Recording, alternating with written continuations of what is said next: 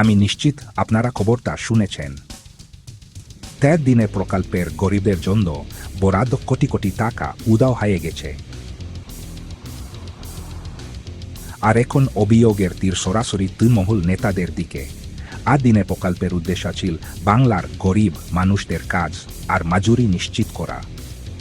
কিন্তু সাম্প্রতিক অভিযোগ অনুযায়ী ক্ষমতায় থাকা লোকেরা কোটি কোটি টাকা নয়ছয় করেছে।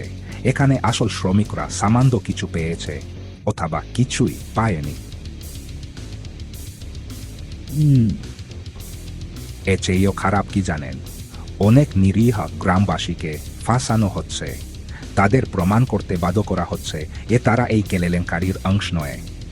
এটা শুধু টাকা নয়, এটা তাদের কাছ থেকে আশা কেড়ে নেওয়ার শামিল, যাদের সবচেয়ে বেশি প্রয়োজন। রাজনৈতিক নেতারা একে অপরের উপর দোষ চাপাচ্ছেন, কিন্তু সাধারণ মানুষ এর মাঝে পড়ে কষ্ট পাচ্ছে।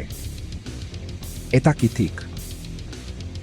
ব্যবস্থার কি দুর্বলতমদের রক্ষা করা উচিত নয়, তাদের শোষণ করা উচিত? আপনাদের কি মনে হয় আমাদের জানান, কারণ এই কেলেঙ্কারিকে আমরা উপেক্ষা করতে পারি না।